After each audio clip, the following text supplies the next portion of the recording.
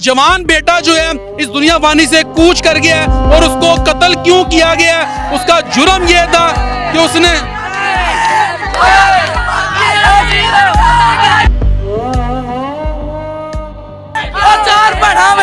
चार बड़ा एक भगावे एक पुत्र दिया पुत्र दे मेरा प्यो बुढ़ा से किन्ने भरा ने इको भाई मेरा छोटा भरा छोट मैं तो छोटा सी मैं भैन बड़ी सा मां से लगा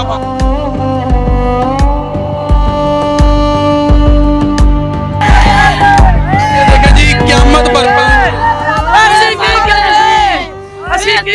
मर गए अब्दुल मान दा पुत्र महर लियावत इन्हां फैल मारे हाँ जी ਤੁਹਾਡੀ ਦੁਸ਼ਮਣੀ कोई दुश्मनी नहीं साड़ी 50 लाख रुपया पत्ता मांग लिया असि अपनी मालकी बेची सी। बिस्मिल्लाहिर्रहमानिर्रहीम, अस्सलाम वालेकुम नाज़रीन, मैं हूं आपके साथ का मेज़बान नईम भट्टी और आप देख रहे हैं 89 न्यूज़। नाज़रीन, थाना फैक्ट्री एरिया की चौकी कोट नूर शाह की हदूद संगराई गांव में इस वक्त मैं मौजूद हूं, जहां पर एक इंतहाई अफसोसनाक और दिलखराश वाकया पेश आया है, जहां पर 30 साला नौजवान को 50 लाख रुपया भत्ता ना देने पर बेदर्दी से गोलियां मारकर कत्ल कर दिया गया है। और इस वक्त जो मकतूल है उसकी फैमिली जो है सरापा एहतजाज है, रोड पर डेड बॉडी रखकर एहतजाज कर रहे हैं। और अगर आपको मेरा कैमरामैन दिखा सके तो आप देख सकते हैं कि यहाँ पर लवाहिकीन जो है वो किस कदर जो है वो गम गुस्से का इजहार कर रहे हैं और रो रहे हैं। इनका जवान बेटा जो है इस दुनिया वानी से कूच कर गया है और उसको कत्ल क्यों किया गया है, उसका जुर्म यह था कि उसने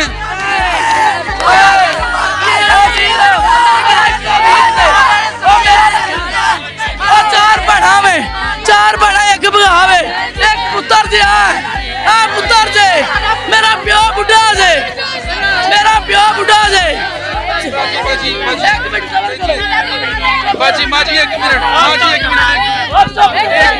एक मिनट ये आप देख सकते हैं कि ये लवाहिकीन जो है वो इस वक्त किस कदर रो रहे हैं और यकीन करें बड़ा जुल्म हुआ है।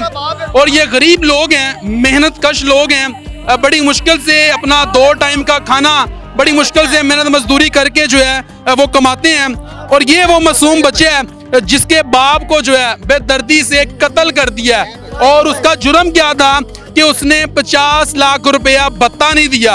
यहाँ के बासर लोग हैं जिन्होंने उनसे 50 लाख रुपए की डिमांड की भत्ते की, और फैमिली के बकौल के भत्ता मांग रहे थे और भत्ता ना देने की वजह से इनको, इनके बेटे को, इनके भाई को और इस मासूम बच्चे के बाप को बेदर्दी से कत्ल कर दिया। मैं बात करता हूँ। अस्सलाम वालेकुम मेरी बहन। वालेकुम सलाम। मेरी बहन ਤੁਹਾਡਾ भाई सी? हाँ जी मेरा भाई मोहम्मद इलियास। ਤੁਹਾਡਾ ਭਤੀਜਾ है? मेरा भतीजा 5 भैन है। हाँ जी किन्ने भरा ने? इको भाई मेरा इकलौता भरा छोट मैं तो छोटा सी मैं भैन बड़ी सा मां से लगा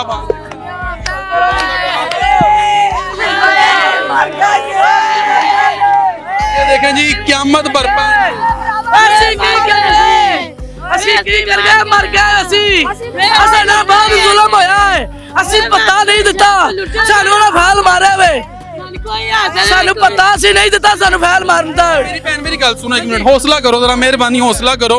ये कौन लोग ने, की नाम है? अब्दुल मान दा पुत्र महर लियावत इन्हां फैल मारे हाँ जी। ਤੁਹਾਡੀ ਦੁਸ਼ਮਣੀ ਸੀ? कोई दुश्मनी नहीं साड़ी 50 लाख रुपया पत्ता मांग लिया असि अपनी मालकी बेची सी। ये चोर है, इन्हां नूं पैसे नहीं दिते ना मौके 5 फैल मारे।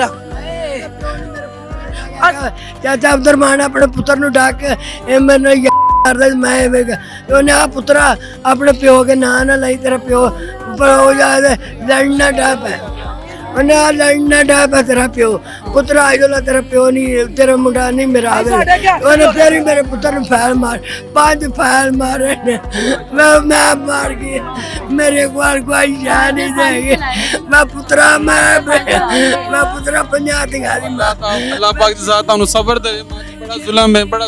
मेरी नुआ दा 5 दिखाने दिया मेरी हौली जी उम्र की कहना चाहोगे? डीपीओ शेखुपुरा साहब तानू देख रहे ने, की कहना चाहोगे? साडा साहब मैनू फैसला चाहिए ਮੈਨੂੰ ਸਾਫ ਚਾਹੀਦਾ ਵੇ ਮੈਨੂੰ ਸਾਫ ਨਾ ਮਿਲਿਆ ਮੈਂ ਨਹੀਂ ਰਾਹ ਖੋਲਣਾ ਮੈਂ ਮੰਦੀ ਨਹੀਂ ਚੁੱਕਣ ਦੇਣੀ ਮੈਨੂੰ ਸਾਫ ਨਾ ਮਿਲਿਆ ਮੈਂ ਨਹੀਂ ਚੁੱਕਣਾ ਮੈਂ ਰਾਹ ਬੰਦ ਰਹਿਣ ਦੇਣਾ ਮੈਨੂੰ ਸਾਫ चाहिए ये मेरी बहन है ये भी मकतूल की बहन है और देखें शदीद इस वक्त रो रही है बेचारी क़यामत बरपा है इन पर बड़ा जुल्म किया गया है आप ये देख लें ये बच्चा ये मासूम बच्चा इधर आओ ये देखें इस मासूम बच्चे के बाप को बेदर्दी से गोलियां मारकर कत्ल किया गया ये देखें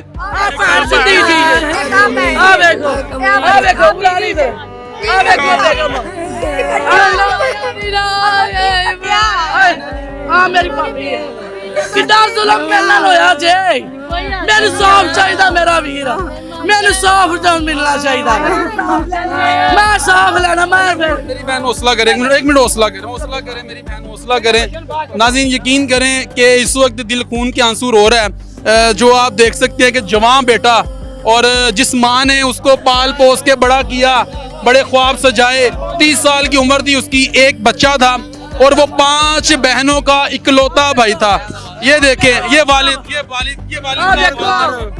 बाबा जी हौसला करो भाई ਤੁਹਾਡੀ ਕੋਈ ਦੁਸ਼ਮਣੀ ਸੀ ਕਿਸੇ ਨਾਲ नहीं मेरे बच्चे ने अब्बा 50,000 रुपया मंगदा 50 लाख रुपया ते मैनू आज काम कर मैं अपने अब्बे नू दसना कर उन्हें तेरी मेहरबानी अब जब उन्हें प्यो ने आख्या ना दसी अपने अब्बे नू अब्दुल मान ने मकाल बनाया ले मैं मकाल मैं देन जो कहंदा ये गल ही कर दे मेरे पुत्त नू फैल मार गए 5 फैल मारे 5 फैल मौके दी वीडियो मेरे को है आप देख सकते हैं कि इस वक्त मेरी बहन क्या बात हुई थी आखिरी दफा आपकी आपके शोहर से दस बोलो की गल करके गया है